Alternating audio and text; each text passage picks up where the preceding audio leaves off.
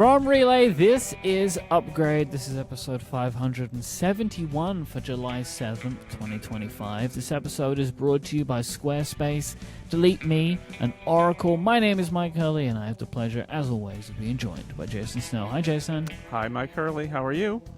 I'm good. You know, I'm very happy today. The YouTube viewers will see that I'm wearing a Rumor Roundup t-shirt today. I love this t-shirt. It's a nice orange t-shirt with the Rumor Roundup logo on it. I like the color. Yeah, it looks good, right? People can buy it themselves. You can go to upgradeyourwardrobe.com. We have a small selection of shirts that are always available there, so people can go buy them. You get Lawyer Up, you get Rumor Roundup, whatever you want. But there's not enough time for all this. We've got a Snell Talk question. Yeah. This one comes in from Sam, who wants to know, Jason, it's Renaissance Fair season. Have you ever been to one? Have I ever been to a Renaissance Fair? Yes. I have been one time to a Renaissance Fair. Okay. And how did that go? I can tell you from my Googling on the subject that it was in the 90s. It was fine. We never went back. And one of the reasons we never went back, as you will see, I put two links in our show notes about this, one of which is a link to the Vince Mulroy Wildlife Preserve Wikipedia page, which will explain the preserve is partially on the site of the former Renaissance Pleasure Fair, which took place there from 1971 until 1998. When the fair went bankrupt, Vince Mulroy bought the land, donated part of it to become the preserve, and the rest of it became the Stone Tree Golf Club, and they also built a bunch of housing out there. And in fact, so I'm taking this in just a completely different direction. In fact, over the weekend, Lauren and I went up to Sacramento, went to the art museum, and then went to the baseball game. The Giants were playing the Sacramentos, and which they don't want to be called by the city in which they play, which I think is a jerk move. So I'm only going to call them by the name of the city in which they play, the West Sacramentos. Anyway, this is some of that beef that I don't understand. It's but you don't need bad. To explain It's bad sports owners doing bad things. They do that. I all love to the people of the city of Sacramento, and no love to the owner of the Sacramentos. So that the journey to Sacramento takes us right past Black Point, where the Renaissance Fair was, and every time I look at off the road there's a little kind of like hillside and a little path going up, and there's houses and a golf course, and I think, there's the Ren Fair, because it hasn't been the Ren Fair for 25 years. But that's my story. I went one time, and then they shut the place down and turned it into a golf club. Okay. Yep. Does that any bearing on how good quality the Renaissance Fair was? Well, we never know how much I liked it, because it's now further away, and I went one time. Why have I never gone back? Is it because I didn't like it, or didn't like it enough, or is it because they moved it further away? It's a golf course. Only future historians can speculate about that. If you would like to send in a question of your own to help us open a future episode of the show, just go to upgradefeedback.com and send in your own Snell Talk. We have some follow-up. Many people wrote in to recommend Hyperjuice chargers for traveling chargers. We spoke about this a little bit in Ask Upgrade last week. Yeah. For a few reasons. One, they have a lot of options, including one that goes to 145 watts, which is bananas. But the main thing that it seems that people like about the Hyperjuice chargers is you can... they have an adapter for one of those figure-8 kind of barrel plug things. Yeah. So you can essentially have a long cable that comes off of the socket, so you can plug that in wherever, and then you can move the power brick, I guess, wherever you want. So people seem to like that. It's fine. I have one of their products. The reason I have one of their products is because I bought one of their other products and it was recalled. They all get recalled, though, and they got recalled, honest. And I got some credit to buy a different product from them, and the credit was priced so that I had to spend more money to buy a different product from them, or I just ate the money. And I did end up buying more product from them. So anyway, I don't know if I'm going to be able to endorse Hyperjuice. But I really liked that charger that got recalled. It did get really hot. I mean, that's probably why. I mean, it's like, you know, Anchor products always getting recalled. Like, this is part of, I have so many issues around charging technology and, like, my fear of it all, and this is part of why. I should tell you this. So I bought actually the wire cutter. Speaking of product recalls, I bought a Midea air conditioner a few years ago, a window unit, and it's the U-shaped one. It was the wire cutter pick for ages. It may still be, because our houses here in Marin County have traditionally not had air conditioning, and we had enough misery in our house that I finally decided to buy one and put it in the window in the summertime in the living room, so we'd have at least one room on a hot day that would be fine. It has been replaced, right? We now have redone our roof and put in a heat pump that does heat and air conditioning. And so it's been double replaced, because first off, the house doesn't get as hot as it used to at all because of the insulation that is the new roof. Amazing difference. Amazing. Like, it used to get so much warmer in here. And then there's AC if we want it. So I had this thing and I'm like, oh, God, I'm going to have to sell it or donate it, or I'm going to have to do something with it. Great news, everybody. It got recalled because it had allowed moisture to collect and grow dangerous mold or something. Nice. That's my favorite thing in an air conditioner. So the good news is I didn't have to sell it. The bad news is I do have to take it to the dump, GPS basically. store or whatever. But Oh. they paid me for it. Oh, So they don't want them back. They're just they like, don't here's want the it back. money. We don't want them. They said you could ship it back, and there's a whole thing, a rigmarole about shipping this heavy thing back. They said, or just cut off the power cord and take a picture of it, which is what I did. So, so I got my money back. Did they give you a full refund? I would have to look up what it cost, but basically, yeah. I don't understand how when these things happen, these companies don't just go out of business. Well, they've got other products and apparently have done pretty well. They'll also do a replacement, right? But I'm not interested in that because I actually don't want the thing anymore. So I hate the waste of it. There must but be at the same time, insurance it's or a faulty thing. Yeah. I don't know exactly what happened here, but it got removed. So Midea, friendship ended with Midea. Right. My new best friend is my new best friend. is Daikin, the makers of my air conditioner, which is also and nobody's ever heard of them, and they're now the name of the Houston Astros ballpark. So everybody will know who the random company, the Japanese heat pump company that makes my heating and air conditioning. I also, speaking of which, Midea, not great HomeKit support. I think I had to have a plugin for that. And Daikin, also not great HomeKit support, and I have to have a Homebridge plugin for that as well, unfortunately. But it works great, so that's the thing. So anyway, let's hear it for product recalls. After the WWDC keynote, we had someone ask us, why didn't we hear anything about Pixelmator anywhere now that they're owned by Apple? Well, the app just got its first update in its post-acquisition era to support image playgrounds and writing tools.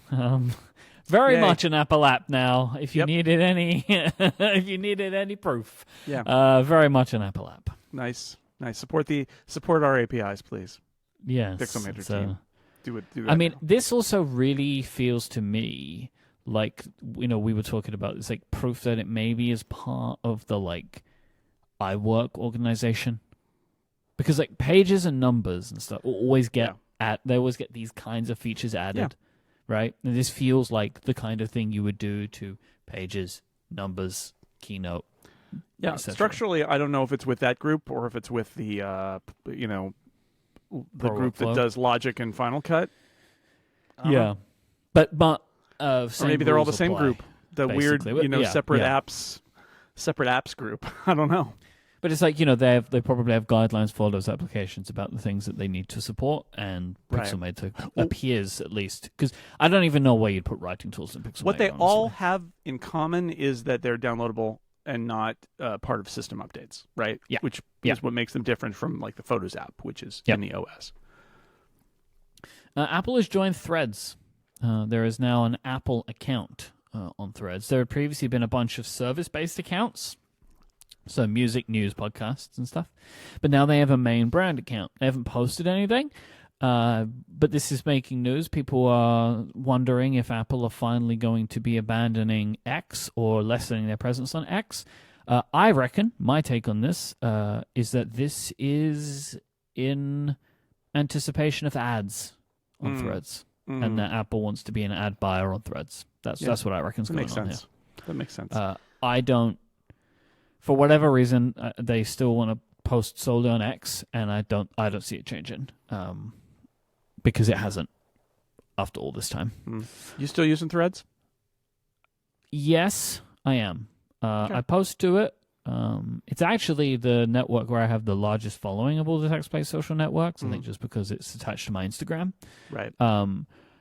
I use Threads as kind of like for what it is, which is purely algorithmic. Like I get a lot of F1 news on Threads, for example, because like they know I like F1, and so I get a lot of that there. But Blue Sky is my favorite of these kind of networks at the moment, because it's giving me the main crossover of all of the people that I want to follow from my tech world, gaming world, and general kind of world. Yeah, Blue Sky is the one that I'm using the most. I'm not using Threads at all at this point. Blue Sky has a serviceable number of sports writers, which was my biggest problem with completely dropping X, is that all the big media sports writers and people are posting on there, but a bunch of them are on Blue Sky now, so I have a sports list on Blue Sky, which is great. And then Mastodon is where all my tech people are, and that's great too. But I just think it's funny that we had all these conversations about Threads and all that, and they've added some things and delayed some things in terms of Fediverse sharing and all that. And it's like I kind of just don't care. I just don't care. It seems successful enough, but it's like Also, I just have it's like, oh boy, back in the arms of Facebook, which I've been running away from for all these years. So I'm just not interested. Yeah, the tenor and tone on Facebook shifted again. It kind of felt like it was like shifting a little bit, right? Like, are they actually cool? No, they're not. Like it was like, hey, hang on a minute. No, they're not. A U.S. federal judge has rejected Apple's attempt to have the Department of Justice's lawsuit dismissed, so that's going to be continuing. So we have that in our future. Yep. And unsurprisingly, Apple has appealed the €500 million fine that they received from the EU over DMA anti-steering stuff.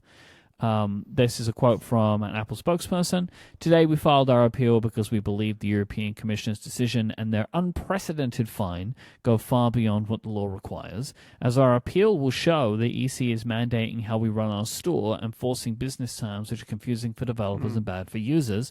We implemented this to avoid punitive daily fines and will share facts with the court. I wanted to include this because I thought this quote was interesting because it gives a little bit of context to what we were talking about last week. Yes. Which is those new confusing rules, Apple say they're those confusing because that's what the European Commission wants them to do, and also the only reason they made that change is so they weren't going to continue getting the daily fines. I have two thoughts about this. One is that classic line, I'm just here so I won't get fined. And also, I love it when Apple explains why their terms are confusing, which is either, depending on your view, because the EC made it confusing, or because Apple wanted to make it confusing so they could complain, look, we're forced to make it confusing. One of those. I still think, I think it's in the middle, which is if you implement the rules to the exact letter of the legal language that they are written in, from the European Commission, you can make a set of rules that are very confusing. If you took the spirit of the rule, you could maybe make something less confusing. That's my read on it anyway. So there we go. And F1 has now grossed $293 million as of last week, over the weekend. Sorry, so it's doing the job. Like, I'm not going to keep giving updates on this, but like we've had the full kind of like big holiday weekend and like week or whatever, or up to this point, from when it came out to now, it's like a week and change, and it's doing great. So, congratulations! Yeah, congratulations, you did it. But it's good though, right? Because it means that they're not going to implode Apple TV. Like this is now like they have now found that it is possible for them to make a movie and put it in theaters and make money on that movie. Now, is it enough money? No. But they don't also have to spend like $250 to $300 million on every movie. Like, they don't actually all need that. This movie did. But you could maybe spend $150 million on a movie, market it really well, and make back your money faster, right? Like, Maybe. There is the proof now that this could be done. Yeah. But yeah. I mean, I feel like all it really proves is that Apple is not the kiss of death to a movie in theaters, that it can Which make is money. important. It can generate revenue and be a success. I'm not sure that this is the business they should be in.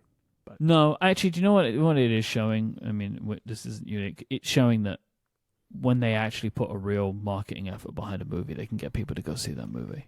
Like, because all the other movies that they've had, they have not put a big marketing spend behind them, and they've not given them proper runs in theaters or whatever, right? It's like limited run, or like, hey, here's some ads on a bus. It's like, no, they went full court press, like everything possible, as a normal movie studio would do, right? That if you think you've got a movie that can make money, you market it to to the nth degree, and they did that. It's them and Warner Brothers, right? Because Warner Brothers is doing the theatrical distribution, but they did that and working as a partner. And I feel like it doesn't prove that this is the right strategy, but it does prove that, like I said, Apple is not incapable of doing this. I don't know if that's a great lesson to be learned, but it's a lesson we can take away from this. This episode is brought to you by Squarespace, the all-in-one website platform designed to help you stand out and succeed online. Whether you're just starting or scaling your business, Squarespace gives you everything you need to claim your domain, showcase your offerings of a professional website, grow your brand, and get paid all in one place. The ways in which you can get paid for Squarespace is fantastic. Like, it's not just, you say that, like, oh, okay, yeah, I can sell my ceramics on Squarespace, or I can sell my paintings on Squarespace. And you can do that. You can set up a store. You can sell physical goods, digital goods. It's super easy to do that. We've done that with Relay, and I know Brad, my co-host in the Pen Addict, he has a Squarespace website, and he has a Squarespace store where he sells some products and collaborations that he does. But you can also offer your services and get paid with Squarespace. From consultations to events and experiences, you can showcase your offerings with a customizable website designed to attract clients and grow your business. Think built-in appointment scheduling, email marketing tools, and more, plus keep everything cohesive with on-brand invoices and get paid easily with online payments. You can also get discovered fast with Squarespace's integrated suite of SEO tools, because you don't want to build a beautiful website for nobody to find it. That's why every Squarespace website is optimized to be indexed with meta descriptions and auto-generated sitemap and more, so people will find your site through search engine results. Squarespace is fantastic. I've used them for over 15 years for so many projects. So it's so easy for me to go from idea to website, but don't just take my word for it. Go to squarespace.com/upgrade and you can sign up for a free trial today. When you're ready to launch, use the offer code UPGRADE and you'll save 10% of your first purchase of a website or domain. That is squarespace.com/upgrade with the offer code UPGRADE. You'll get 10% off your first purchase and show your support for the show. Our thanks to Squarespace for the support of this show and all of Relay. So let's talk a little bit more about the A18 Pro MacBook rumor. Yeah. You wrote a really good piece on Six Colors where you were kind of expanding on some of the things that we spoke about. But I think the thing that is pertinent for discussion today is you did some benchmarks. Yeah, well, I mean, I took existing benchmark numbers and put them together. It was that moment of realization. So we talked about this last week. This is the Ming-Chi Kuo report that's been sort of backed up by some other people spelunking in code, that there is an A18 Pro powered MacBook on the way, a low-cost MacBook. And how I felt like this was very much, in fact, the piece I wrote is specifically just parroting the title of the piece I wrote in late 2023, which was called About That Low-Cost MacBook Rumor. And now it's about that A18 Pro MacBook rumor, because it's the same story as that DigiTimes report from late 2023, I think, where everybody's like, oh, they're going to make a Chromebook killer. And I thought at the time, this feels more like the M1 Air at Walmart to me. And I still feel that way. And it seems like the M1 Air at Walmart has been around for a while and is still out there at $649, that people are like, oh, that is kind of an interesting model for Apple that gets Apple a much lower priced computer. But I have lots of questions that I don't have answers for. But like, I wonder about the production line of chips, right? I wonder, can you keep making that M1, or is that on? I honestly don't know. I don't know if at some point the volume is so low that the production line is not worth keeping, and if TSMC and Apple are like, I don't know. And then meanwhile, and this was my thought process here, because I talked about it with you, I talked about it on MacBreak. I spent a lot of time talking about it and realized I hadn't written a word about it. And I thought, what's an interesting angle here is this suitable, right? Like, that's the big question, is like a phone chip in a Mac, right? I know, Mike, this is us having our ARM Macs discussion again, right? Mm-hmm. A phone chip in a Mac, what? Yeah. Yeah, that's funny. Yep. And now here we are again with a phone chip in a Mac, but no, we mean like this year's last fall's phone chip in a Mac. It's literally the chip that's in my iPhone 16 Pro right here that I'm holding in my hand. And how does that work? So I went to the numbers. I went to my numbers spreadsheet that I keep with. So when I reviewed the MacBook Air M4, and I found the A18 Pro Geekbench numbers, and I plugged them in to a version of that same chart, so you can look at the performance of the MacBook Air M1, 2, 3, 4, and then the A18 Pro. And I suspected it would be slightly faster than the M1. And that's basically it. So the core, the M4 A18 core, CPU core, is a lot faster, right? It's like 50% almost, 40% as more fast than the M1 core, because over 4 generations, the base CPU core has gotten faster. Mm-hmm. But obviously, M series chips have more cores and more, CPU and GPU. But still, an A18 Pro is almost exactly the same multi-core performance as in an iPhone, which has no cooling like a MacBook Air, right? Yep. Almost exactly the same performance. And the Geekbench Metal score, which is the GPU score, also almost exactly the same. They're both slightly, in sort of general, this set of test numbers, and test numbers can vary a little bit. They're slightly faster, but I would say they're the same. And the single core performance, which in many cases is the most important, because it's a single burst of activity, especially on a low-end computer. Like, it's just, I need to do a bunch of work. This core can do it, and then report back. It's faster. So certainly it's not a compromise from the M1 to put a phone chip. And what that says to me is, one, they could totally do this and probably get some benefits in terms of shutting down the M1 production line, in terms of the volume that they're making the A18 Pro chip for this year's phones, and maybe even for future phones down the road. And it also says to me, it makes this product continue to be viable, because once they do this, they can probably just keep putting in other phone chips over time. Phone chips. Yeah, because this was the thing that I was really hung up on last time. It's like, why not just use a Mac chip in a Mac and use the phone chips in the phones? And this has answered my question, which is that for single core use, which, as you say, is like realistically for this computer, the majority of its work will be single core work. It's faster than the M3 even. Yeah, for single core, and certainly if you even it out. Because the other ones, it's slower than the M2, right? Sure. But like, if you even it all out, and you think about the M1, which they're still selling, and again, we would all argue is great.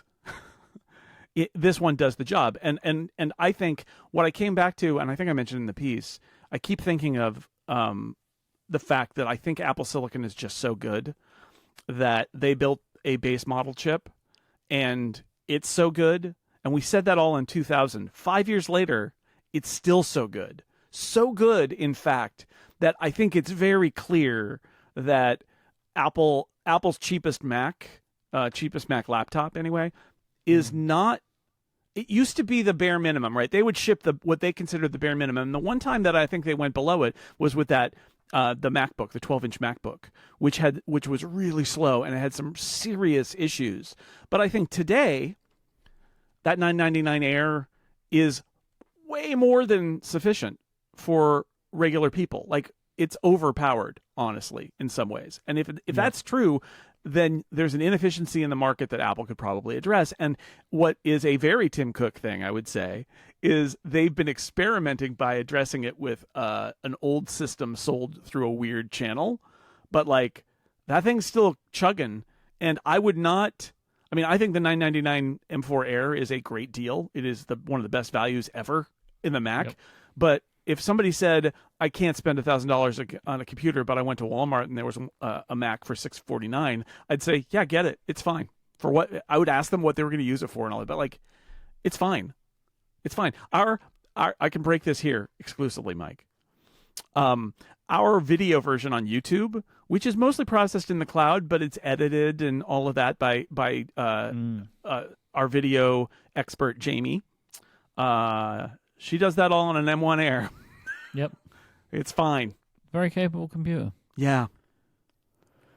We got a couple of pieces of follow-up written into us about this chip. One was from an anonymous person who says, as I've mentioned before, I used to be a chip designer. So we'll take this person at their word. Yeah, I think I know who. I think I know which anonymous person this is. Yeah. Regarding the MacBook of an A18 Pro, I believe Jason is spot on. The only detail that I wanted to add is I think the 3nm A18 Pro has about a 15% smaller die size than the 5nm M1. It's possible that even though the 3nm process is more expensive than the 5nm process, the effective cost of an A18 Pro may be very close to that of the base M1. Very interesting. And then you put in I think that's efficiencies and scale, right? Yeah. You put in the invisible to us cost of production lines going up and down. And I do believe, I mean, this is Tim Cook's Apple, right? I believe strongly that Apple and TSMC are constantly having conversations about optimizing the production line, right? Because no one else uses these chips. Apple and TSMC have to work out when they shut a line down, when they stop producing a processor. We were talking about being surprised that the M3 was introduced in some new products, and one of the pieces of speculation I gave at the time was, we don't even know if they're still making it, or if they just have a bunch, and they know how many of that product they sell, and when they run out, they'll have another product ready to go, and they're going to just use the M3 until it's gone. Like, we don't know, and we don't know about the M1. They may know exactly how many M1 MacBook Airs they're going to sell, and how many they've got in a box, and when that is over, that deal at Walmart has ended, and they may also know that's going to happen, and so they've been working in the background because they liked how that went, which I really do think is what's going on here, to take it wide. I don't think that the A18 MacBook, if it exists, will be a Walmart exclusive, right? I think that'll be available. Now, it may or may not be available on Apple's website. My guess is it will be, but it's also possible. Depends on the effort they put in. It's also possible, though, that they will use it as a channel product, right? And they're like, if you're going to come to Apple.com, we want you buying, a $999 MacBook Air, not a $700 MacBook. But it might show up on Amazon and Walmart and, being partners and all that, Target. Or maybe it is everywhere. And I think that is, whatever they're going to do there. And so, yeah, I'm sure they're looking at the chip costs. It probably uses less battery.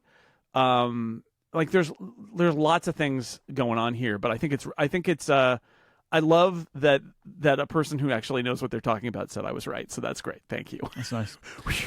And Vibab wrote in to say, another thing that could add legitimacy to the rumor is macOS 27, so that's next year, is slated to drop support for Rosetta 2, which uses hardware accelerators on the M-series chips for x86 translation.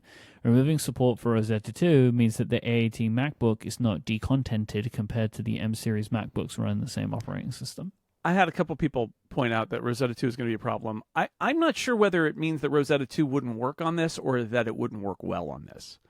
But regardless, if it's a $700 laptop that doesn't support or Intel apps or support them well, if you need that, buy the $1,000 laptop. Like, I just don't think it's an issue. I feel, I agree with you. I think the transition has been successful, and I feel like the only apps that are left with Intel being the primary, or like being the architecture underneath, they're pretty specialist, would be my expectation, right? I would feel like most apps that most people would use have moved over to Apple Silicon, but it was interesting, right? It's like, yes, this would actually be a decent time to do it because their Apple is moving away from Rosetta 2. Rosetta. And this is this is the long game that Apple plays with chip transitions, which is this is the hammer, but it comes 5 years later. Where it's like, it's hard to say, okay, we'll give you Intel compatibility for a year, but then everybody has to switch. All the developers are like, but we have these code bases and people rely on la la la la. So they're like, all right, we'll give you 5 years. But 5+ years. But when they come to us now and say next year, no more Rosetta, the arguments don't hold water. I feel like they're like, but it's like, you had 5 years. I think you had 5 years kind of blows a lot of this stuff out of the water. You've had 5 years, and that Intel Mac apps now have reached the point where, as of next year, more than a year away from when they ship, like it's reached the point where you're going to need to stay back on Tahoe if you want to run that, and like, because you're basically choosing, you're like, I have to step off the software cycle because I have old software that I need to run. Well, that's always the way. It's not always this visible. It was visible with the 32-bit apps. It's visible with Intel apps. But like, this happens all the time where people stay back because there's a key app that is not updated for the new thing, and that's life. But I don't think it's that big a deal, especially for the lowest cost product. Yeah. I'm going to just correct something slightly that I said. macOS 27 is the last year to support it. It would be dropped from 27 to 28. Won't have it. 27's the last version to support it. Yeah. So I mean, the hammer is going to come down at a point where, I mean, this is the best transition. The best transition is where you get to the point where the transition happens and nobody cares anymore. Mm-hmm. That's the best one. And that feels like this is going to be. It's going to go so long that by the time we get there, it's not really going to matter. Yep. So after a week of letting the news kind of sink in on this, why don't we look towards the summer of fun and build what we think is the perfect MacBook? All right. Now, Great. I know the ATP... They did a draft. They had a round-robin draft where they made what they thought was like a terrible MacBook, I think, realistically, is what they were I'm not sure. for. I'm not sure that was the right format, so let's not do that. Even though we're happy for them to draft things. I'm always happy when other tech podcasts draft things because it shows our influence and benevolence, frankly. Mm-hmm. We're fine podcast format innovators over here. That's right. We are amused, in fact. Not amused. We are amused. We are in fact amused. So let's build this thing. So I have a few areas that I want to talk about. I want to start with kind of like design and color and materials. So kind of like the way this thing is built and looks. I will start the bidding at essentially the MacBook, the plastic MacBook, but in color. That's where I will start the bidding of kind of design for this thing. So my question is going to be cost. Yeah. And my second question is going to be environmental. I don't think Apple wants to make a plastic computer. I just don't. I see it. I would also argue that at this point, the aluminum laptop is Apple's biggest product thing on the Mac. Then let's just do aluminum in color. So my questions are going to, and color is easy, right? I mean, despite what we see from Apple. I don't know. Color is actually easy because you anodize that stuff, and that's it, right? I mean, iPod Mini, we know you can do it, and the iMac, right? The current iMac is like this. So colors on aluminum are not a problem, and they can do aluminum. So my questions are, first off, what we know is every time you do a new production line and you do a new design, the price goes up, right? The cost to manufacture goes up, and then over years it comes down. But there's an initial cost, and you kind of amortize it, and then the components go down over time. So I don't know enough about this to say, like, for example, is there an older design that they've got that's cheaper? Like, an older MacBook Air design even. But what I keep coming back to is just that this project should be, how do we tweak the M1 Air, which is that classic MacBook Air design? How do we tweak the M1 Air entirely, not just the chassis, the whole thing, to be future-proof, right? To be able to go into the future as a modern computer. Because my guess is if they want this to be cheap, what they want to do is keep as much of the M1 Air production line as possible. Because if they throw it away, we all want to see a brand new computer. We all want to see a plastic MacBook or something like the 12-inch MacBook design. But my gut feeling is that doing a new design and a new production line adds so much more expense that they're not going to be able to hit their price point. And if this is all about hitting a price point that's like sort of at least like the M1 Air is at Walmart, the answer is to convert your M1 Air production line. And that probably means keeping the case of the M1 Air, more or less. I think this is a terrible point to make. It depends. If they're going to put this on Apple.com, which I think they will, I don't know if they will want to use the M1 Air design. And if we're going by your logic, why not, and you want to make it as efficient as you can from a production standpoint, why not use the M2 chassis? Well, okay, so that's a good point. So my question is the M2 chassis more or less expensive to build than the M1? And talk about production lines. Is it easier to do a decontented M234 MacBook Air and that production line than to keep the M1 Air running? And I don't know the answer to that question. I don't know if there are fundamental things about the M2 Air's aluminum that make it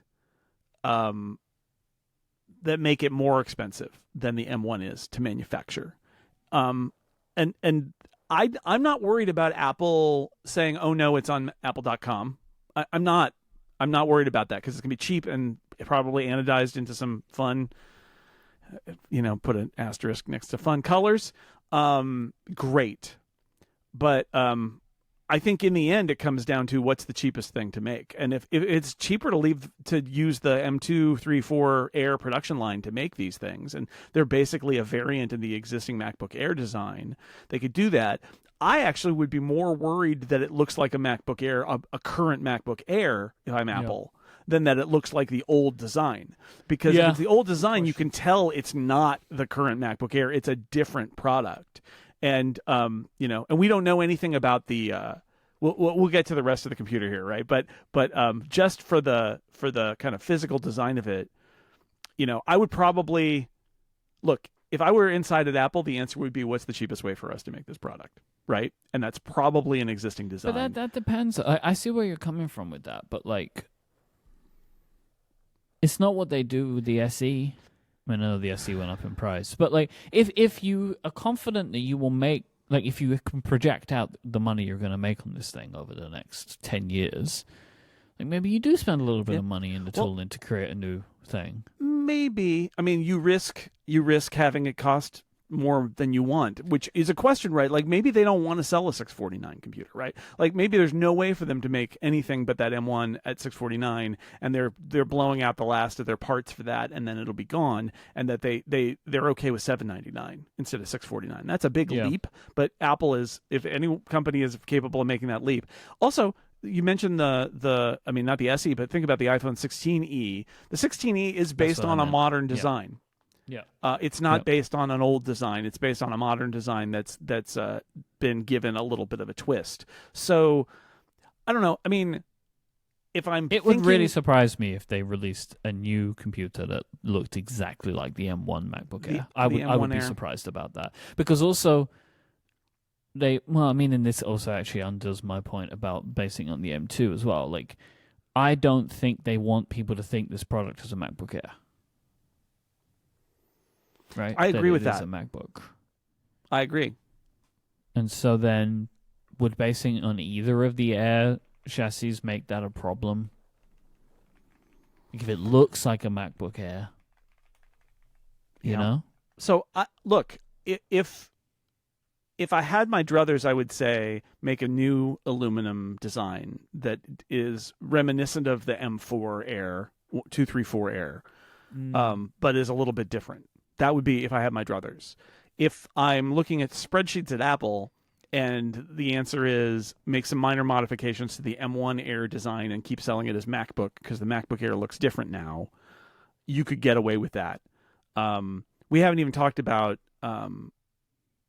the thing that's hanging over this product, which is, do you just call it a MacBook Air and say the MacBook Air starts at $799? I wouldn't do that either because I think then more people will buy it, and you don't really want MacBook Air this users is a to buy pretty it. serious bifurcation if that's the situation, right? Like, this is a quite different computer that it will be spec'd quite differently. Like, it's not going to have the same ports, right? They're not going to be the same. Whether, I don't know how many they're going to put on it, but they're not going to be Thunderbolt, right? They'll be USB-C. Sure. The screen, who knows what that will be? Yeah. The webcam, who knows what that will be? We got to talk about all of that because I think that's interesting. But yes, I agree. I think this should be a separate product. And I think if it's going to be a separate product, it should probably look different. Now, you could have it look kind of like the MacBook Air, but be a little different. Or you could have it look like the M1. Or, again, look, if the M1 Air product line could be retasked relatively inexpensively to assemble something that was similar, like the old 12-inch MacBook design, because you could use that enclosure. It's small, but it's got the big frame. Can you fit that 13-inch display, whatever it is, in there with a different, the way screens look now, or does it not fit? I don't know. The rumors are that this is a 13. Even screen size is squishy. Could you do that? But in the end, I feel like Apple's going to make the most price expedient decision going forward. Let's talk about some of the other bits in it, because I don't think we can come to a consensus in this. I think we all want color, though. Yes, for sure. How much we can agree on. Webcam, ports, battery, screen, the bits that go inside. So color. The rumor is that it's going to be colorful. If they do polycarbonate, that's easy to do, but I feel like Apple's stock and trade at this point is aluminum and anodizing aluminum. So maybe, in the end, if you want a colorful Mac laptop, you're going to have to get one with a phone processor inside of it. But it's also a differentiator. If the MacBook Air, which I would argue shouldn't have dark colors, but if the MacBook Air has dark colors and the MacBook has bright colors, regardless of what it looks like, it will be a differentiator, that this is a very different kind of computer. It'll still come in silver, though. Come on. Yep. But maybe we'll get some iMac colors in there. Who knows? But on the other bits, less battery makes it lighter, and I think you could argue that look, for those of us who use our computers all the time as heavy users of them on battery, like, having all this battery life on Apple Silicon is great, but for a cheap laptop, you could cut battery and still have pretty good battery life. And this is a phone chip, so you probably have even better battery life. It's probably more efficient than the M chips, so you could make the battery physically smaller and keep a similar amount of battery life. Keep a decent amount of quoted battery life, 15 hours or something, 14 hours, and dramatically reduce the actual size of the battery, which also dramatically reduces your weight. Yeah, which is good. Yeah. So I think that's a given. Webcam, I think it's a question of margins again. They seem to have gone to this new, the new webcam that's in the new models. Wouldn't be surprising if they kept the old MacBook Air M1 webcam, though. It wouldn't surprise me. Or if they went to the kind of lower quality center stage webcam. But this is absolutely, in my mind, a place where they cheap out on. They would cheap out on the webcam. They've been cheap webcamming for ages and only recently have made their webcams better. So why wouldn't they just say, look, the point here is not to have the really nice webcam we put in other things. So I think that facing camera is just going to be bad. They won't call it bad. They'll call it the one that customers love. Yeah. Customers love their webcams. What about the port situation? What are you thinking we're going to end up with, or could end up with on a product like this? I mean, it kind of comes down to what the A18 Pro supports. Yeah. I would like to say 2 if it can do 2. We know it can do 1. Yep. If it can only do 1, then I think it's 1 plus MagSafe. I think it has to be. But I think that they're not going to do 1 and it's your charger. I do, however, think that it's going to, again, everything, I not knowing the prices, we can't play the prices right here, right? But that's what I want to know is it how expensive it is to put MagSafe on a computer and put a MagSafe cable in the box, and versus some other approach where you just do 1 USB-C or 2 USB-Cs.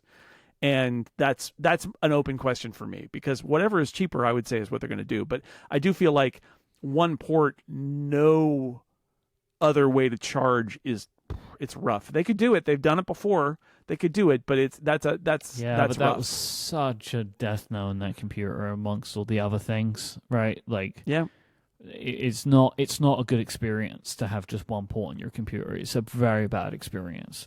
They have an option right there, and it's called MagSafe, right? And I would be really surprised if they were like, "Hey, you have 1 USB-C port," and that's the whole thing. And again, the question is, what's the cost of that? And is the cost of the fact that defrayed by the fact that they've been shipping it for a while on the M2, so they can put it in? It's relatively inexpensive for them, or not? That, to me, that would be the only reason not to put it in. I don't think it's beyond them to release a 649 laptop with 1 port, but the M1 Air has 2. So, because I see what you're saying about that, right? But then I think a lot of the questions that I have about the makeup of this computer come back to, well, then why do it at all, right?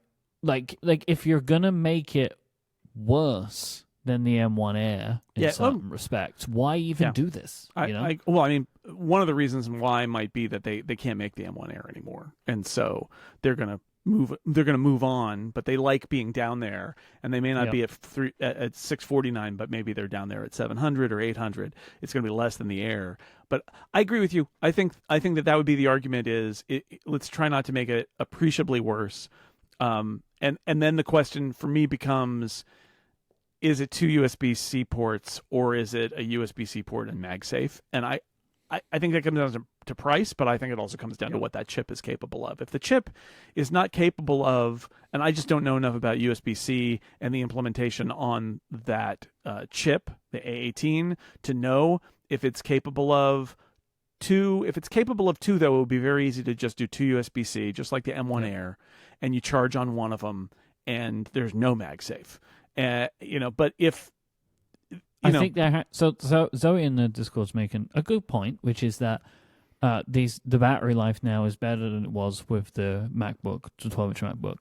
But the thing is, I think there's a story around every product, right? And it will become so easy for the story to be like, oh, you can't even charge and plug anything in, even if you wouldn't do it. Yeah. And I think you lose the story of the computer so fast with points like that, and you end up making people question whether this computer would work for them in a way that you don't really want them to be asking that question. Right.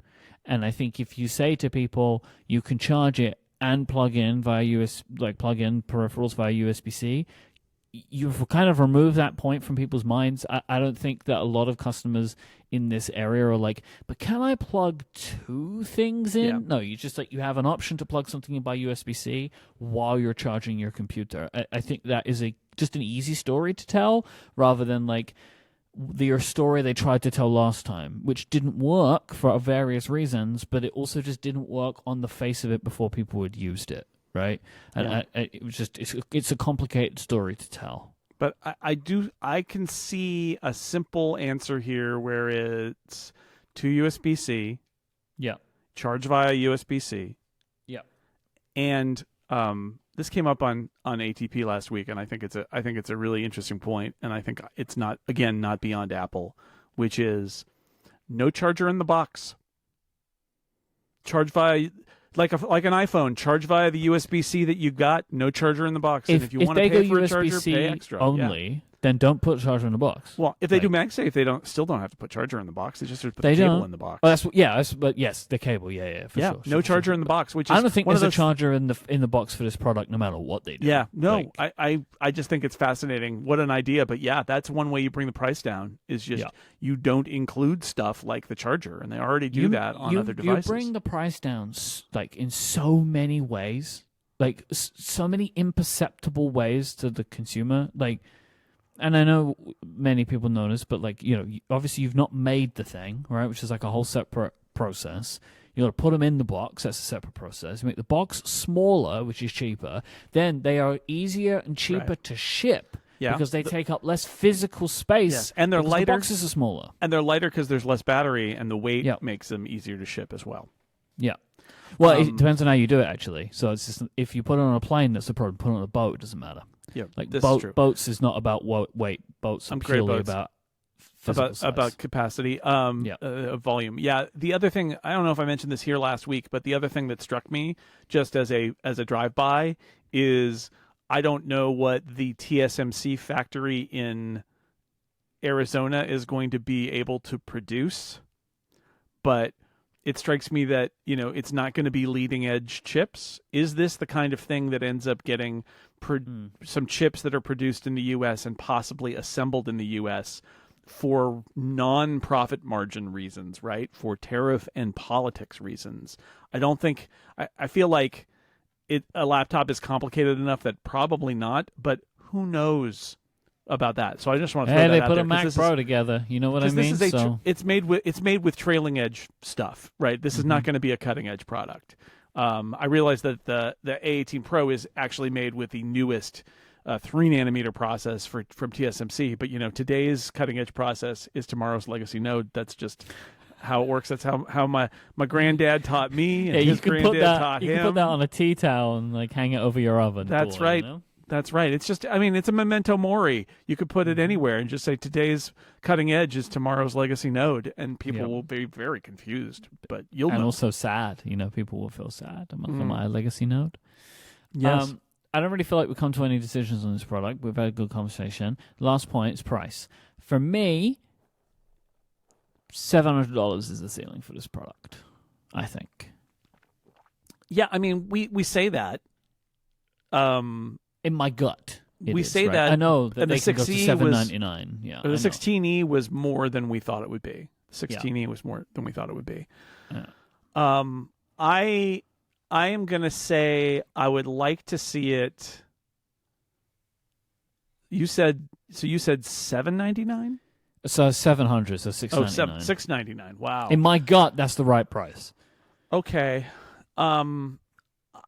So what you're saying is you'd like it to be $300 cheaper than the MacBook Air. Yeah.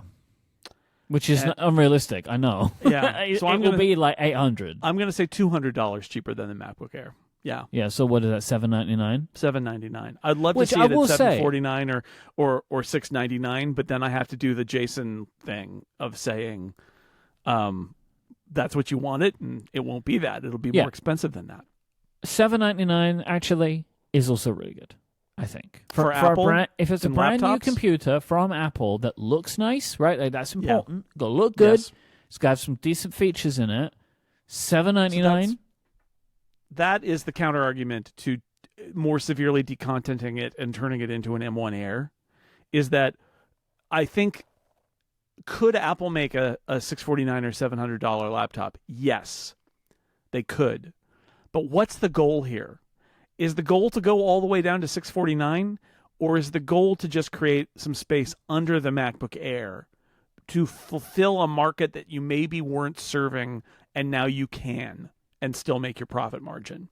And if that's the goal, putting a laptop at $799 is pretty good for Apple. Taking it out of the context of, but people want it to be at $649. It's like, I get that. Yeah. People want it to be $400. But it's Apple. So if the whole SE and 16E have taught us anything, it's probably that Apple's willing to go down, but their willingness to go down in price is not what we think it is. And if they're going to go, honestly, I could even argue if they're going to go to the trouble of making a new product, a new product is not going to cost what the remaindered product at Walmart costs. Of course not. No. They're not going to do it. It's going to be $749 or $799, and I think I would say $799 is the most likely price, or the way I've been phrasing it is $200 less than the MacBook Air, because we don't know if Apple's going to raise prices, because that's a great mystery as well. And in fact, I think that's one of the reasons why this product might exist, is it allows Apple to keep a laptop sub $1,000 if they end up having to, due to tariffs, raise a lot of their product prices. This episode is brought to you by Delete Me. Right now, headlines are chock full of data breaches, regulatory rollbacks. All of this stuff can make us feel vulnerable. But you can do something about it. Delete Me is here to make it easy, quick, and safe to remove your personal data online. If you want an easier way to deal with data breaches, get Delete Me. Because that way, when you get an email or letter saying your data has been breached, you know you've got Delete Me to help you out. And it's not just a one-time service. Delete Me is always working for you, constantly monitoring and removing the personal information you don't want on the internet. So to tie these things together, the reason that this is good is because when data gets out onto the internet, it's sold. People sell it on. And then that information can then be used to target you for mailings, for emails. Like my email inbox is just a nightmare because over the years, well, it used to be, over the years, my email address has been taken and sold. And it's sold to PR lists and stuff like that. And I have no say over this. People just do it. Now, I could go to the data brokers and say, please remove me, and they would. There's like a legal process to do that. But I have to find them. And the data brokers feel almost like a whack-a-mole kind of situation that, like, there's just so many. The reason I know there's so many and there's more that keep appearing is because I use Delete Me. And they send me emails where I get a report and I open my report and it's like, here are all the data brokers we found your information on. Here's the ones that were removed. Here's the one that are in process. And every time I look at the report, there's new companies that weren't there before. And they just new ones just keep appearing. So Delete Me is going out there. They're seeing where the information that I've told them I want to be removed exists, and they're getting it removed for me. And so while they can't stop data breaches from happening, they can make sure that my information is removed from the places that are then benefiting from it and trying to sell it. I think it's fantastic. Take control of your data and keep your private life private by signing up for Delete Me. Now, with a special offer for listeners of this show, you can get 20% off your Delete Me plan when you go to joindeleteme.com/upgrade20 and use the promo code upgrade20 at checkout. The only way to get 20% off is to go to joindeleteme.com/upgrade20 and use the code upgrade20 at checkout. That is joindeleteme.com/upgrade20 with the code upgrade20. Our thanks to Delete Me for their support of this show and Relay. Rumor Roundup time. Yeah. Mark Gurman is reporting that Apple is talking to both OpenAI and Anthropic about being the back-end LLM for a new Siri, potentially abandoning their own efforts. And give a couple of quotes from Mark's piece. Apple has spoken with both companies about using their LLM models for Siri. Rockwell and Federighi don't see the need for Apple to rely on their own models, which they currently consider inferior, when it can partner with third parties instead. And Apple believes that running the models on its own chips housed in Apple-controlled cloud servers, rather than relying on third-party infrastructure, will better safeguard user privacy. Well, I mean, part of what we've been talking about is leadership coming in and saying we don't have any sacred cows and we can choose the right decisions for Apple products, and the feeling like that the Siri team was not delivering, and that they need to deliver, and if delivering means going to an outside source, then so be it. A lot of speculation about what this means for the people working on LLMs inside of Apple. And I think, like, Apple has a challenge because LLM engineers are hot and they have to try and retain their talent. And if they feel like they are trapped, they're going to go somewhere else, right? But I'm gonna be a little contrary to some opinions about this one, and I'm going to say there's a way to do this where you can inspire the people who are working for you. And the way to do this is to say, we're talking to OpenAI and Anthropic because right now they produce better results than we do. Mm-hmm. but you internal people have our full support. And once our models are what they can be, which is great, we'll use them instead. But right now, we're behind. And what you're doing is you're saying, look, you know how Apple works. We want to own this, but we are behind. And so the product comes first. We got to get the product good. And what you're doing is catching up. And that's not your fault. It's the fault of prior management, throw them under the bus. But when you are able to catch up, and we believe in you, right? All that. Yeah. Of course, we're going to use our own models because we want to use our own models. You could also say they are making a general model, and we have proven that what we're great at is making some specific models for Apple for specific tasks. And that's what we want you to focus on, not the general model, which you could even, downplay it and say it's not the mission critical model. Everybody's got one. We want these very specific models. So there are ways to do this where you pump them up. Now, if they don't believe you, if they don't believe that they're ever going to catch up, that they're good enough, or if they think that they are good enough and they're not, you don't want those people working for you. Honestly, you don't want those people working for you. If they don't think that Apple can have a better model, if they think they should just go somewhere else, you actually don't want them around because I don't think this story is necessarily, Apple has a bunch of brilliant people and they got mismanaged. I think it's also possible that Apple doesn't have people who are up to the task. And the way, as a manager, you need to hire and you need to find good people and you need to empower your best people to do their best work, right? That's what you need to do. But part of that has to be, we're not going to let our product suffer because you guys are behind. Don't sacrifice the user experience because this is mean, but because you're trying to make a bunch of people feel better about themselves. Like you're kind of weighing 1 billion against 1,000 at that point. Like it's what you're saying, right? Like if the team isn't producing the work, and that's the reason, right? That like they could and they have the facilities, but it's not being done. We don't know that's the case, but it could be the case. Then you can't just be like, oh well, we'll just keep waiting for you. Yeah. That in the meantime. I think, again, there are ways you think of it and there are ways you phrase it to your employees in order to motivate them. But what I would say is it feels to me like the lesson of the last 6 months in terms of the changes that they've made at the top of the software and machine learning hierarchies is that, Apple's products are paramount. Yep. And hurting the feelings of the people working on the models or shipping inferior models because we don't want to hurt their feelings or because they're from Apple and making our product inferior because of that is not acceptable, right? And that's how it should be.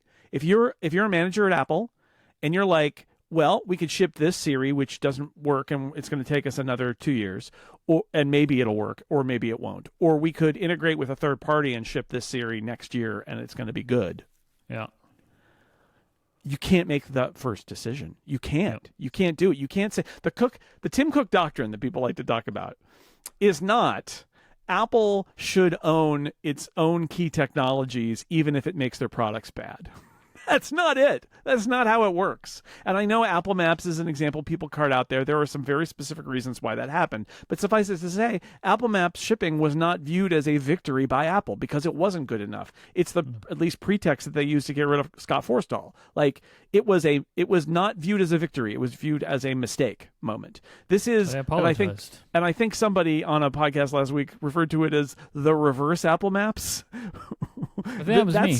Yeah, was that you? That's the way to think of this, is the old reverse Apple Maps, which is we need a thing for now, so bring it in because it's good.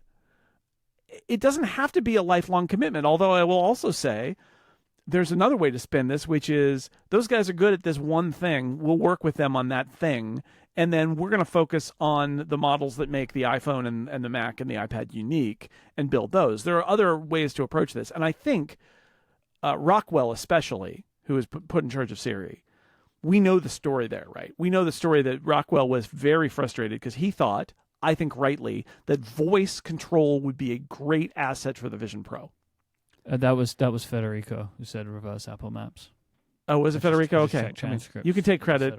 It's fine. I'll take credit for connecting, but it wasn't me that said it. So Rockwell went through this. Rockwell felt like the Vision Pro was a worse product because he got let down by the Siri team, right? Bottom line.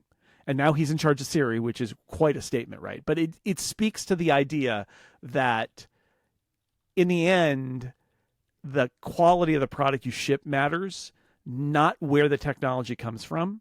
And your message internally is, of course we don't want to be using OpenAI. But like, seriously, if there's anybody inside the group who is like, but ours is just as good as theirs, you just gotta you gotta tell them, no, it's not. It's not acceptable. And if you don't like that, go away. Right? Like literally, it's not acceptable. If there's anybody that deluded, and that's my fear, is that there are people in the group that have been told that they're doing good work. And if they're not doing good work, they need to be told that. That's where maybe Apple the work's good on this point, but it's not good enough fast enough, right? And we're making great progress, but we're not ready to replace Siri next year from this progress. That's right. So like again, part of the pitch is, as soon as we can do this ourselves, let's do it ourselves. But we can't do it ourselves now. So you make a management change. One of the things you're going to hear is, "But I was told we were going to do it this way. This is what we were just doing what we were told." And it's like, well, that's fine, but you're being told something different now, right? And like, I'm not going to blame you.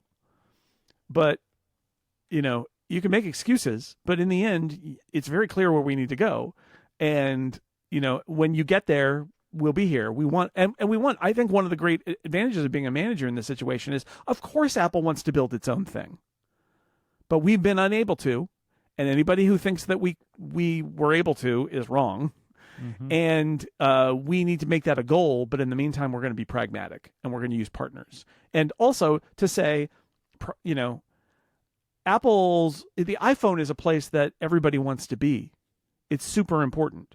And all of these companies are competing with Google, who owns their own smartphone platform.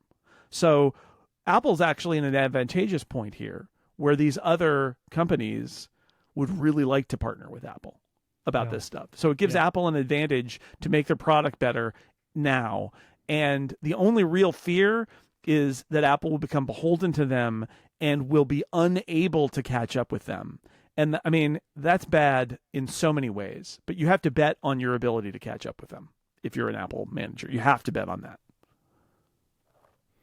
Digitimes is reporting from its supply chain sources that Apple is moving the folding iPhone to prototyping stage, with a launch looking scheduled for 2026, if this kind of usual flow kind of bears out from where they go from like prototyping to engineering sample, etc. At the same time, they have reportedly paused work on a folding iPad. Apparently, they're facing manufacturing difficulties and presumably are putting their focus into the iPhone. They've also seems to suggest, or at least the Digitimes rumor states, that the expense and also demand of a product like this could see to it being deprioritized. I wonder if maybe, like, if you ship a folding iPhone and it's successful, maybe you make a folding iPad more desirable, right? That, like, the iPad is too expensive, but maybe people would see the benefit. But also, if you can ship a folding iPhone in 2026, go full steam ahead on that. You should do that. Also, this is the product that we couldn't understand, right? This is the iPad? What is the that? Giant foldable iPad that can be like a laptop, or is it a foldable MacBook, or what? And we didn't understand it, and that's always a red flag. I mean, because maybe they've got an amazing vision for it, but it's also possible that they're experimenting with technology that might be possible and not actually solving a problem of a product that needs to exist. So put that one on hold. The folding iPhone makes sense to me in a way that the folding iPad never did. Yeah, I mean, the folding iPhone is just an easy pitch, right? You understand what that means. It's like iPhone turns into iPad Mini. Yeah. But what you just like iPad turns into big, like 11-inch iPad turns into laptop, 13-inch iPad. You know what I mean? Like, it's like I don't. You put it on a stand. Where are we here? Like it's a very weird. Yeah, very weird. I will say iPadOS 26 makes more sense for me now of why you might want to have a bigger screen than like iPadOS 18 did. You know what I mean? Like, we're in a world now where I could see that having a bigger iPad screen is nicer. It's still not enough. Yeah. On the face of it, for the reason. Bloomberg is reporting that Foxconn has recalled engineers and technicians from their facilities in India back to China. Apparently, this has been going on slowly for the last 2 months, with now 300 people leaving the India site. At this time, it's mostly support staff that remain at Foxconn, from the people that were brought in, I think from the people that aren't from India. So I think they said in the article that there are people from Taiwan that are like support staff for Foxconn that remain in India, but it no longer, or there are fewer and fewer like engineers and technicians. Nobody from Apple or Foxconn is commenting on why this is occurring. But it presumably leaves Apple in a tough spot on their plan for manufacturing the iPhone 17 for America in India, which was the plan. This seems like it might not be possible now. I don't know what to say other than that. Yeah. The Chinese government has a lot of say. Yeah, and the about what goes article on. says that basically the Chinese government has told the Indian government that they're doing this, and it's just happening. Like, they're just bringing them home. And like notification was given between the two governments, but none of the companies involved are talking. So, why this is happening? There are many reasons that it could be happening. This to me feels like that kind of like House of Cards style stuff that you just don't see. Like there are conversations happening behind closed doors between all these countries. And it's like you just don't know. Yeah. Like you see what's happening on the front of it, but why it's happening, who knows? Who knows? And Majin Buu has shared some new renders of the iPhone 17 Pro based on information they've gathered from the supply chain. I want to get a vibe check from us both on how we feel about what is considered to be about as state-of-the-art as iPhone 17 renders are. So what we have, essentially, is a two-tone look. So it's an all-aluminium phone, is where the rumors are, with a glass portion on the back. This gives a two-tone look, but also allows for, like, charging and antennas and all that kind of stuff to work through the glass. And a camera bar, which essentially extends the camera portion, the camera bump, all the way across the top of the phone. Yeah. It keeps the cameras essentially in the same place, but just moves the flash and the LiDAR sensor all the way to the right and the microphone. How do you feel about this? Oh, also, the new thing is the Apple logo has been shifted down, so it is now centered in the new glass panel, which occupies about 2/3 of the phone, rather than it being centered in the middle of the iPhone as it currently is. I don't know. I mean, having the bump go all the way across is good in the sense that it means that the phone will be more stable when you lay it down, because it will have sort of like a tall part and a short part. And it also might be a nice kind of ledge for holding the phone too, like depending on where you hold your phone. That might feel pretty nice. Beyond that, I don't know if I have an opinion about this at all. I love the two-tone. I just think it looks fresh. It's probably one of the main reasons they're doing it. I'm a little bit perplexed about going to aluminium, honestly. It's like we made such a big deal out of titanium, and now we're moving back to aluminium. Yeah. And like I hope that doesn't result in a heavier phone because of it. That would be a bit of a bummer to me if the phone became heavier. I wouldn't like that. And I think it might, actually. I don't know, actually, whether glass or aluminium is heavier. Like, I just don't know the answer to that. Probably glass, actually, so maybe it'll be fine. But I like that this phone's going to look pretty different, especially to somebody who doesn't use a case, which is me, right? I like that this phone. I like that this phone will have some visual flair to it, Jason. That's what I'm excited about. Like, make it feel a bit new and fresh, and still intrigued about the. I feel like I'm going to have a real complicated buying process with the iPhone line, because I'm really intrigued about the iPhone 17 Air, right? Like what that's actually going to be. Sure. I think it's going to be quite an intriguing phone, but it's like, am I able to deal with whatever trade-offs they're going to give us? Which that's going to be the interesting thing to work out. But I'll say I like the look of this. I think this looks fun. Yeah, I mean, I'm not opposed to it. I think, again, it's going to come. I'm just, my response is muted by like, okay, it's two-tone, but it's going to be two-tone gray versus two-tone slightly not gray. That's my concern about it. Is a little contrast back there could be really interesting, but will it be? We'll see. Yeah, that's a good point. It's like, if you gave us the kind of contrast we got on the iMac, right, that could be real fun. But I don't know what you're going to give me. Maybe we'll get a nice blue or something, Maybe we'll get that. Maybe so. I hope so. This episode is brought to you by Oracle. In business, they say you can have better, cheaper, or faster, but you only get to pick two. What if you could have all three at the same time? That's exactly what Cohere, Thomson Reuters, and Specialized Bikes have since they upgraded to the next generation of the cloud, Oracle Cloud Infrastructure. OCI is the blazing fast platform for your infrastructure, database, application development, and AI needs, where you can run any workload in a high availability, consistently high performance environment and spend less than you would with other clouds. How is it faster? OCI's block storage gives you more operations per second. How is it cheaper? OCI costs up to 50% less for compute, 70% less for storage, and 80% less for networking. And finally, how is it better? Well, in test after test, OCI customers report lower latency and higher bandwidth versus other clouds. This is the cloud built for AI in all of your biggest workloads. Right now, with zero commitment, try OCI for free. Go to oracle.com/upgrade. That's oracle.com/upgrade. A thanks to Oracle for their support of this show and all of Relay. It's time for some Ask Upgrade questions to finish out today's show. Andy wrote in and says, how do iPhone-only apps behave with the new windowing system on iPad? I'm hoping they maintain an iPhone screen ratio similar to iPhone mirroring. That's what they do. They just show up as an iPhone shape. And you can have multiple of them on the screen at the same time. That's right. They're just windows. With other apps. It's fantastic. It's so you know what this fixes with the iPad? It fixes all of the social media apps that won't make an iPad version. Yep. You can now just use the iPhone version, and it looks good. And you can use it like an iPad app, essentially. This is just one of the many fantastic features that's in iPadOS 26. Is that you can use iPhone apps more realistically. Mm-hmm. Yeah, it's good. Good stuff. Matthew says, is there any concern about Liquid Glass's high GPU requirements cutting off older devices?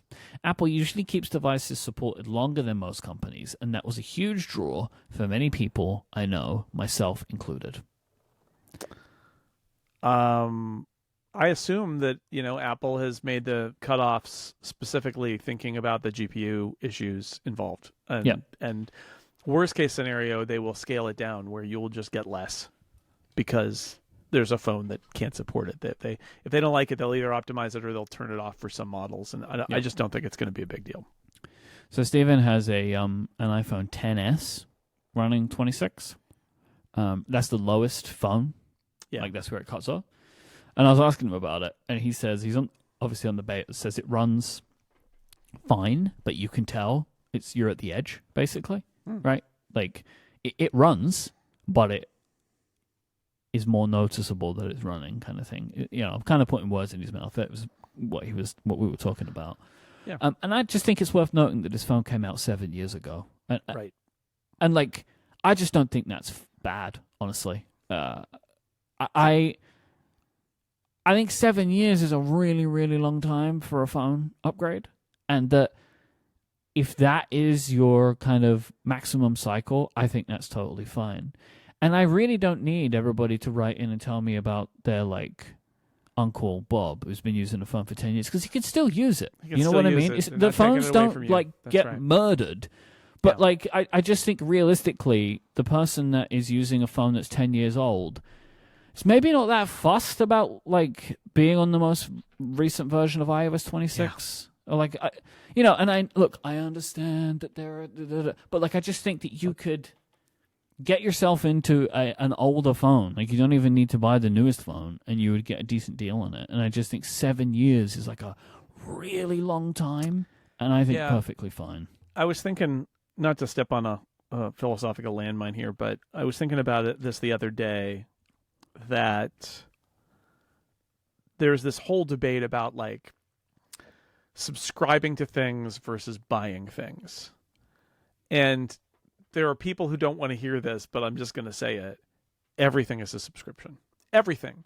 You're like, I don't subscribe. I don't lease a car. I buy a car. Well, okay. But how long do you have that car divided by what you paid for it? And, you can subtract out what you sell it back for is what you paid. You just paid up front, but you paid for it over years. You know what it is up front, but you paid for it. And then you have to pay for maintenance. You buy a house. Hey, I bought a house. You still got to pay property taxes on it. Like, well, you probably have a mortgage. and sure. Which you're paying monthly for. I mean, this is just what it is. And technology has always been like this. It is all, look, it's me. I learned to use a computer back in the old days.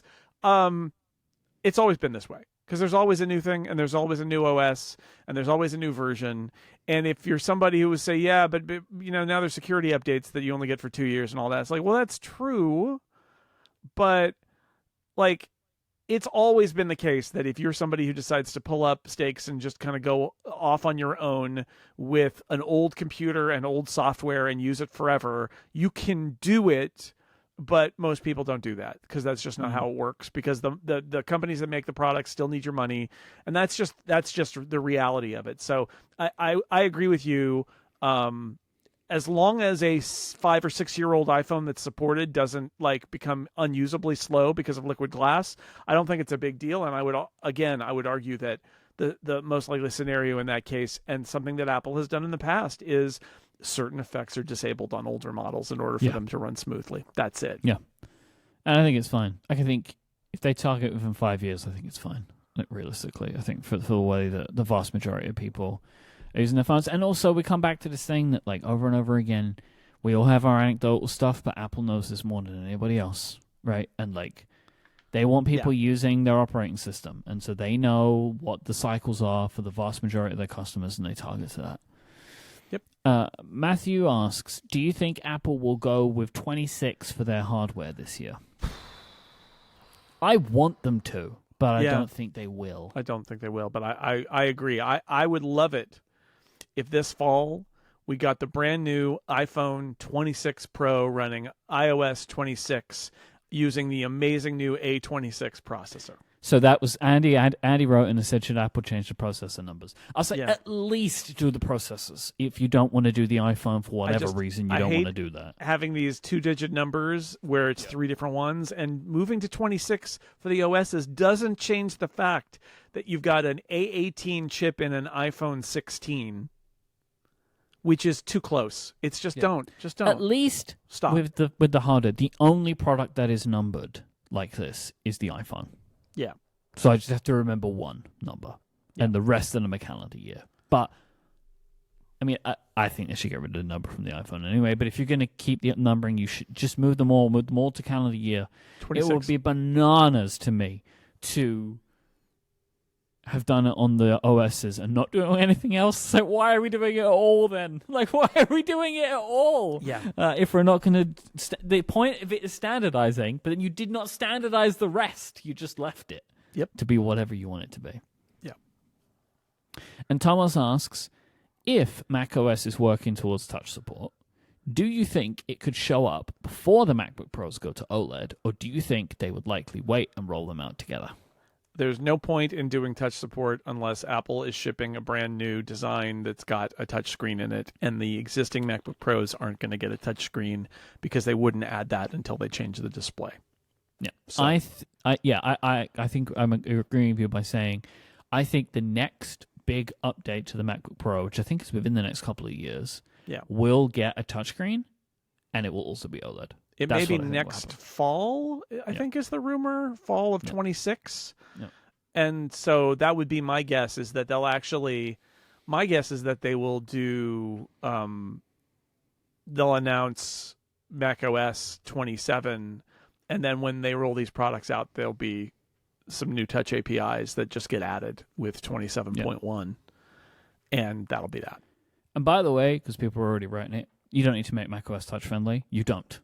You don't need to do it, because you could just have it for scrolling and pinching and zooming. You don't need to make every button touchable, because the trackpad is right there. Yeah. So like Also, you're just it's for a combo method Yeah, you because put two then the fingers on the user will screen to understand scroll very and- quickly that the button isn't good to touch. Also, right? Also, I have remote controlled a Mac with a screen scaled down on an iPad with my finger, and it worked fine.